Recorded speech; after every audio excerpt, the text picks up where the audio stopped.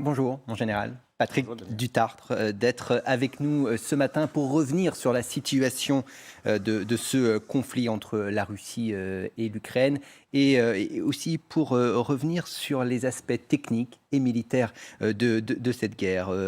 Avant tout, on va commencer par la situation sur le terrain. Les Russes ont-ils à nouveau bombardé la maternité de Kherson? C'est ce que disent en tous les cas les autorités ukrainiennes sur sa chaîne Telegram. Le chef adjoint du cabinet de la présidence ukrainienne l'affirme. Est-ce que cibler une maternité, c'est une stratégie de la terreur, notamment pour effrayer et rendre la vie impossible à la population civile? Bien sûr, c'est de la terreur, mais ce n'est pas une stratégie à mon sens. Je pense que ce sont des erreurs de tir. Ça n'a aucun sens de tirer sur une maternité, de tirer sur des infrastructures civiles, sauf si il y a des troupes ou des services particuliers ukrainiens qui sont dans ces locaux, ce qui peut arriver parfois dans Ça veut certains dire endroits. se réfugier, se camoufler derrière une sorte de couverture, une école, une maternité, pour entreposer des troupes, du matériel. Oui, et ça arrive dans différents théâtres d'opération. On l'a vu beaucoup en Syrie notamment. Mais là, je ne pense pas du tout que ce soit le cas. Et je pense malheureusement que ce sont des erreurs de tir avec des systèmes d'artillerie sol-sol, Grad par exemple, qui ne sont pas très précis par rapport à d'autres matériels, notamment américains ou français. On a appris que le général Sergueï Kouzolev a été relevé de ses fonctions de commandant du secteur militaire occidental de l'armée russe et qu'il a été remplacé par un proche du groupe paramilitaire Wagner.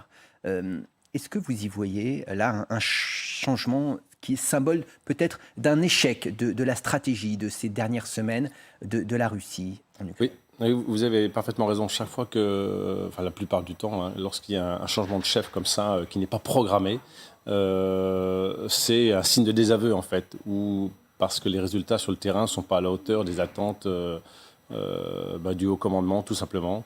Et ça montre surtout les difficultés russes, notamment sur le front occidental. Ça, c'est clair. On le rappelle, hein, le général Nikiforov est le quatrième commandant de la région militaire occidentale depuis le début de l'offensive, nommé un proche du groupe paramilitaire Wagner. C'est peut-être le signe d'une autre stratégie, d'une autre façon de mener la guerre sur cette zone. Et effectivement, c'est un sujet en tout cas de préoccupation parce que ce système paramilitaire, en parallèle en fait des forces russes conventionnelles qui sont dans la zone, ça montre la complexité en fait du théâtre et ça montre aussi que le manque de sûreté en fait du haut commandement militaire envers ses propres troupes en fait. Et on suit avec beaucoup d'attention ce que fait Wagner, hein. Il n'a pas eu de résultats, les résultats attendus, quoi que M. Prigojine avait annoncé. Et vous savez que tout se passe autour de Bakhmout, en fait, hein. Et pour lui, c'est un symbole fort, en fait, s'il arrive à prendre cette ville. Mais la détermination ukrainienne et la force des combattants sur place montrent que c'est loin d'être gagné, Bakhmout, et que pour l'instant, ça ne bouge pas beaucoup. On va revenir justement effectivement sur cette bataille de Bakhmout. Un mot peut-être d'abord sur cette stratégie de commandement à nouveau. L'Opinion, hein, le quotidien, publie l'enquête du Wall Street Journal sur l'entourage de Vladimir Poutine, un homme qui serait isolé, paranoïaque, entouré de quelques faucons influents, une structure de pouvoir conçue pour lui fournir des informations qu'il souhaite entendre uniquement. C'est lui qui décide finalement seul. Mais c'est le gros problème des autocrates, en fait, ou des gens qui font des dirigeants qui ne veulent pas d'opposition, qui ne veulent pas de personnes qui leur disent mais est-ce que tu es sûr de faire le bon choix? Et donc qui font le ménage autour d'eux et qui n'entendent que des gens qui vont aller dans son sens. Et ça, c'est extrêmement dangereux, en fait. Quelque part, c'est heureux que le président Poutine bouge, sorte de son pays et à le rencontrer comme... Comme on l'a vu hier. Alors, pas de son pays, mais en tout cas à Saint-Pétersbourg, rencontrer d'autres personnes, parce qu'on avait cette crainte après la crise du Covid que le président Poutine, qui disait qu'il y avait vraiment une peur, on se souvient peur des échanges avec l'extérieur, on se souvient de cet cette table avec le président Macron, le président Emmanuel Macron. Bien sûr, qui avait interpellé tout le monde. Le fait que maintenant il rencontre beaucoup de gens, ça lui permet peut-être de sortir de cet isolement qui est extrêmement dangereux, surtout quand on a dans sa main le premier ou deuxième arsenal nucléaire au monde, en fait. Vous parliez de cette bataille de Bakhmout. Le front terrestre est globalement stable. En tous les cas, c'est ce qui semble nous remonter du terrain depuis à peu près un mois, alors que des frappes stratégiques se poursuivent. Quelle analyse faites-vous de cette situation ? On se rapproche d'une situation telle qu'on a connue dans le Donbass depuis 2014, en fait. Il y a une véritable volonté russe, en tout cas, d'essayer d'avancer dans cette zone. Vous avez vu que la contre-attaque qui s'était passée à partir de septembre dans le nord du Donbass avait été spectaculaire côté ukrainienne.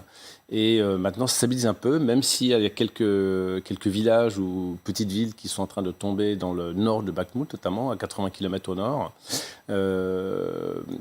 Cette zone-là est très bien connue à la fois des résistants ukrainiens et à la fois des forces pro-russes et des forces séparatistes. Ce qui rend eh bien, le face-à-face particulièrement difficile. Oui, particulièrement difficile et toujours, si vous voulez, attaché aux caractéristiques du terrain. Ça, on l'oubliera, on le rappellera jamais assez, c'est que la résistance, en tout cas les combats, sont très fonction du relief, en fait, et du terrain, et les armements associés sont dépendants de ce terrain. Et de la météo peut-être aussi, on a beaucoup parlé Absolument. de ce conflit et de l'hiver, de la difficulté peut-être parfois eh bien, à mener des offensives, des contre-attaques en fonction des conditions météo. Vous avez tout à fait raison, lorsqu'il pleut beaucoup, on appelle la rasputitsa, en fait, c'est cette boue qui empêche, si vous voulez, aux chars ou aux véhicules lourds de circuler dans les champs notamment.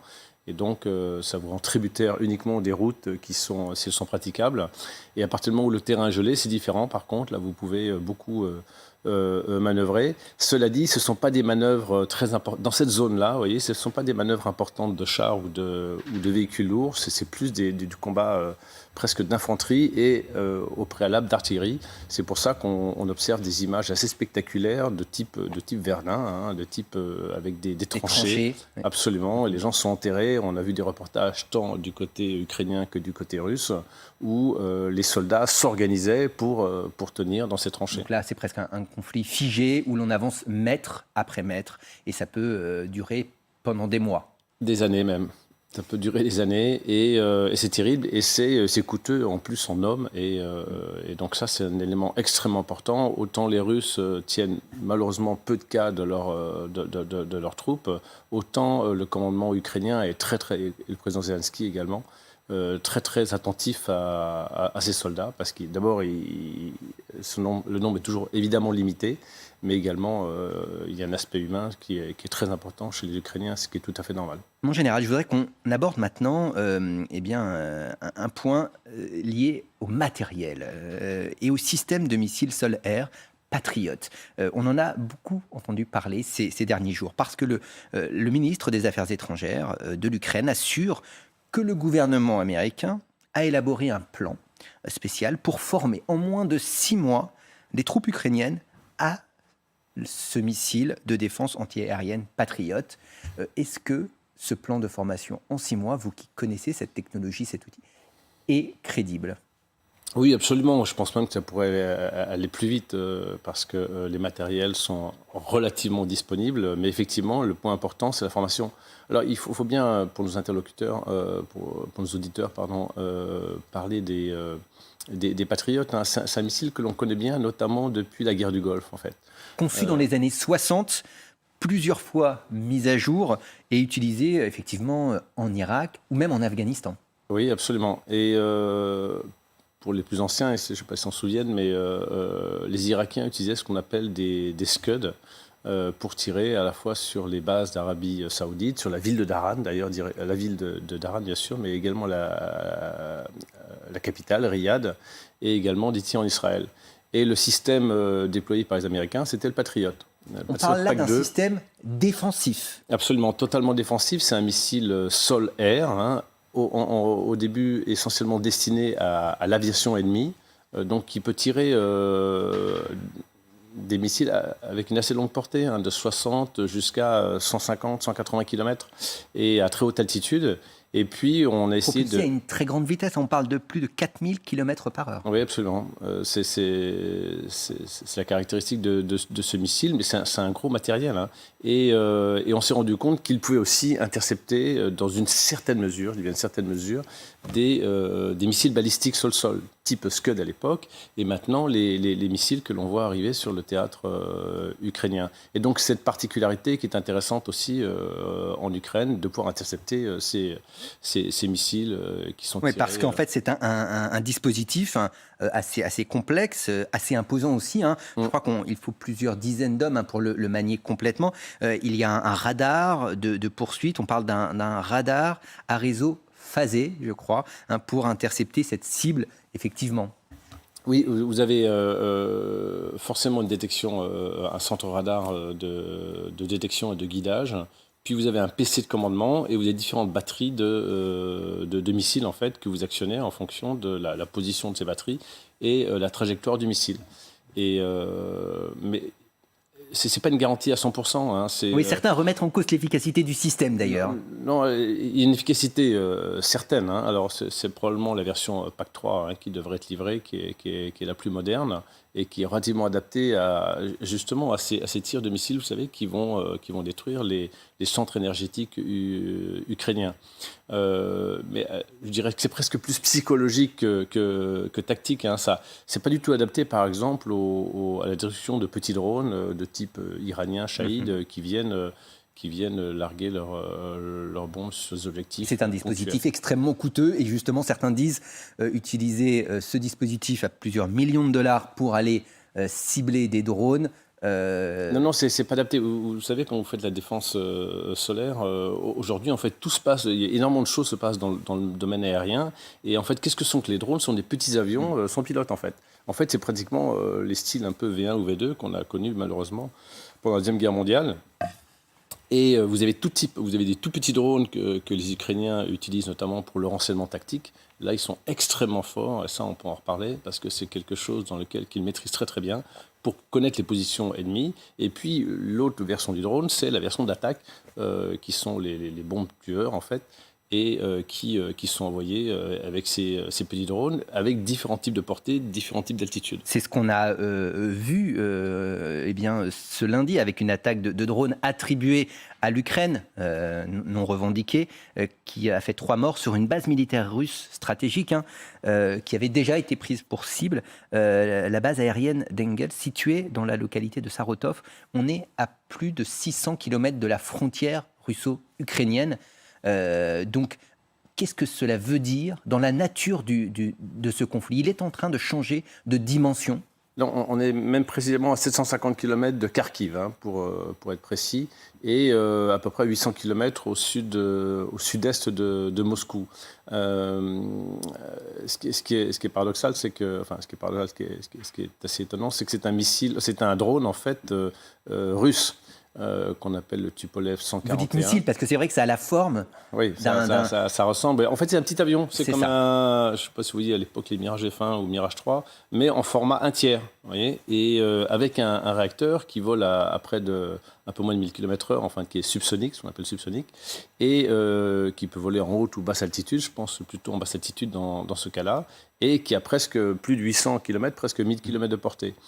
Et donc là, c'est un peu un retour à l'envoyeur. En fait, ils ont utilisé ce drone qui était au départ un drone d'observation, et les Ukrainiens l'ont transformé en drone tueur, en fait, avec une bombe de 50 à 100 kg. On parle d'un stock de drones de type Tupolev qui aurait été augmenté ou mis à jour. C'est ça. Cela veut dire que finalement, Moscou est à portée de tir. C'est aussi le signal des autorités ukrainiennes. Pour quelle raison il n'y a pas une phase intensive de frappe avec ces drones qui ont l'air d'être assez redoutables? Vous avez raison, mais d'abord, c'est un nombre très limité. Et donc, ils essayent d'utiliser ce drone à bon escient, en fait. Il y a plusieurs intérêts dans l'utilisation de ce type d'opération. C'est montrer qu'aucun objectif, en tout cas dans un rayon de 800 ou 1000 km, n'est à l'abri d'un tir ukrainien, si nécessaire. La seconde chose, c'est que ça permet de repousser, si vous voulez, l'aviation militaire russe loin, beaucoup plus loin, parce que si vous observez les photos aériennes de cette base d'Engels, qui est près de la Volga, avant le 5 décembre, vous voyez qu'il y a beaucoup de bombardiers, en fait. Donc on les met à l'abri de Alors, ces... absolument, ce sont des Tu-95, Tupolev 95 ou Tu-160 Blackjack, qui bombardent presque tous les jours l'Ukraine. Donc le fait de pouvoir atteindre cette base, on fait que ces bombardiers ont dû évacuer cette base. Ces drones sont plutôt lents, volent à basse altitude, sur de longues distances. On a un peu du mal à se dire comment les Russes ne parviennent pas à les intercepter. Alors, plutôt lent. Relativement lent. Le 141, c'est quand même subsonique, ça va quand même à 900 km/h. Hein. Ça peut aller jusqu'à 900 km/h, ça dépend comment ils le règlent. Et oui, en fait, s'ils volent en très basse altitude, vous savez, il n'y a aucune défense aérienne au monde qui est capable d'intercepter n'importe quel type d'appareil qui est rentré dans son espace aérien, qui peut être rentré en très basse altitude, en basse vitesse, en très haute altitude, à de grandes vitesses, voire même des missiles balistiques. Donc ce qu'il faut, c'est un ensemble, si vous voulez, de moyens défensifs qui soient adaptés un peu à tout type de menaces. D'abord, il faut les détecter de loin. C'est pour ça notamment qu'en France, pour l'armée de l'air et de l'espace, ils disposent des avions aéroportés, enfin des radars aéroportés qu'on appelle les AWACS en fait. Et en France, on l'appelle les SDCA, système de détection et de commandement aérien, qui vous permet de voir à 700 km en très basse altitude. Pourquoi on ne voit pas en basse altitude avec les radars classiques? Parce qu'ils sont en bas et qu'ils ont un effet de relief en fait. C'est-à-dire que les reliefs vous empêchent de voir avec les ondes radar ce qui se passe derrière le masque du relief.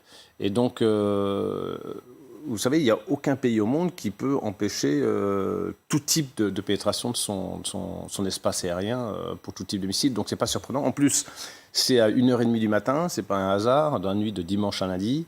Donc, combien il y avait de personnes qui étaient à cette heure-là réveillées en train de surveiller éventuellement une pénétration de ce type de missile? Il n'y en a pas forcément beaucoup. Et ce qui explique en fait que cette attaque a pu avoir lieu sur cette base d'Ingalls. Le ministre français des Armées, Sébastien Lecornu, est attendu dans les toutes prochaines heures à Kiev. Un déplacement que l'on suivra, bien sûr, sur notre antenne. L'objectif est bien sûr de réaffirmer le soutien de la France à l'Ukraine. Il rencontrera son homologue ukrainien. On attend peut-être des annonces pour de nouvelles livraisons d'armes, d'équipements. C'est ce qu'avait dit le président de la République, d'ailleurs, sur notre antenne, lors de son entretien qu'il avait accordé à Bastien Auger sur le porte-avions Charles de Gaulle. Oui, le président de la République l'a annoncé. Le soutien des Français à l'Ukraine est indéfectible, et en fonction, bien sûr, de nos moyens. Et notamment, on va envoyer justement des systèmes solaires aussi, de type Crotale notamment, mais d'autres systèmes, et je pense que c'est ce qui va être l'objet de cette visite de M. Lecornu. On parle effectivement de lance-roquettes, de batteries de missiles Crotale, missiles solaires de courte portée. On parle aussi de canons César d'une portée de 40 km. Ils ont déjà été livrés à l'Ukraine. C'est un équipement très performant et très bien adapté à ce conflit. Oui, adapté. Vous savez, l'armement et ses fonctions du relief, ses fonctions de la menace en face que vous avez en face de vous. Et donc, effectivement, l'artillerie, sur ce théâtre d'opération, autant l'artillerie, on l'a vu un peu disparaître tous les derniers conflits, autant là, effectivement, comme il y a des guerres de position, en fait, et qu'on essaie de gagner du territoire vraiment en face de son adversaire, vous avez l'artillerie qui... Ouais, quand on parle de canon César, c'est en fait un canon monté sur une plateforme arrière d'un camion, et donc extrêmement mobile, capable de tirer, puis de disparaître en quelque sorte, sans être repéré. C'est ça l'intérêt. Il peut être repéré, mais en fait, l'intérêt, c'est qu'il peut se déplacer assez rapidement. Et donc, effectivement, c'est l'intérêt. Et puis, en plus, surtout, c'est la grande précision de tir. Et cette précision de tir, en fait, les forces russes, en fait, n'en disposent pas d'une aussi bonne précision, ce qui explique aussi tous les dommages qui ont pu être observés dans les différentes villes sur lesquelles les Russes tirent. On attend donc effectivement les précisions du ministre de la Défense lors notamment d'une conférence de presse qu'il tiendra dans la journée aux côtés de son homologue. Je voudrais revenir avec vous en quelques minutes sur la menace nucléaire. On en parle moins alors qu'elle était très présente il y a quelques semaines, quelques mois. Même au début du conflit, Vladimir Poutine brandissait cette menace. Pour quelles raisons ? C'est très heureux qu'on en parle moins. En fait, si vous reprenez tous les discours du président Poutine ou de M. Lavrov, eux-mêmes n'utilisaient pas trop ce mot, mais c'est dans l'entourage qu'on l'utilisait, notamment Medvedev ou certains sur des plateaux de télévision russes, et beaucoup en Occident, parce qu'on a peur, effectivement, avec une nation qui a 6000 têtes de nucléaire, ça fait effectivement, c'est absolument terrible. Pour l'instant, d'abord, il n'y a aucun intérêt et Dieu nous préserve que l'humanité connaisse une guerre nucléaire. Le sujet aussi est une autre forme de guerre, c'est la cyberattaque qui vise là aussi alors, des équipements civils liés à l'énergie par exemple, mais aussi des équipements militaires. L'Ukraine a développé une capacité de défense assez forte vis-à-vis de ce type d'attaque. Oui, et surtout, je lisais un article où effectivement il y a des développeurs quasiment dans chaque unité, donc ils sont extrêmement sensibles à tout ce qu'il peut y avoir comme cyberattaque. Mais c'est quelque part une surprise, vous savez, de ce théâtre d'opération, c'est que finalement les cyberattaques n'ont pas été si efficaces que ça. On n'a pas vu observer vraiment de déstabilisation d'équipements ou de secteurs. Absolument. Et donc, bien sûr, c'est un vrai sujet économique et stratégique que tout le monde doit garder en tête en permanence. On parle quand même et c'est les services de cybersécurité ukrainiens qui disent avoir neutralisé en 2022 plus de 4500 cyberattaques russes. Oui. Donc ce sont des attaques quotidiennes, oui, par centaines. Oui, mais finalement, pour quel effet parce que les Ukrainiens sont très bons programmeurs aussi, développeurs, et donc sont très vigilants là-dessus.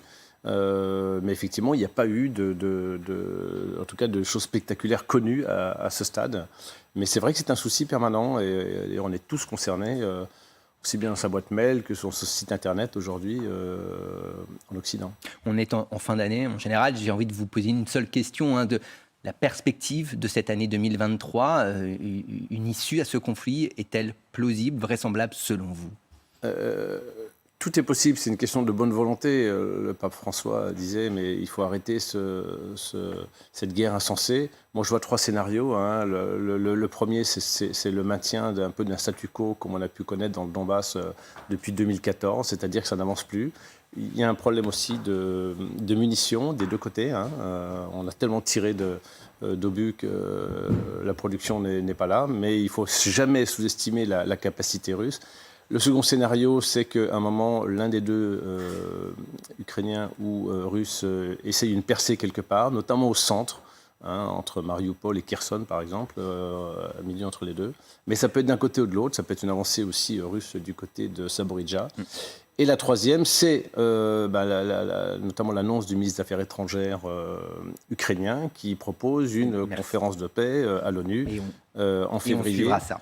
Et je pense qu'il faut vraiment que le secrétaire général de l'ONU et les Occidentaux poussent dans ce domaine-là. Merci beaucoup, Général Patrick Dutartre, d'être venu ce matin sur l'antenne d'LCI. On suivra ces développements.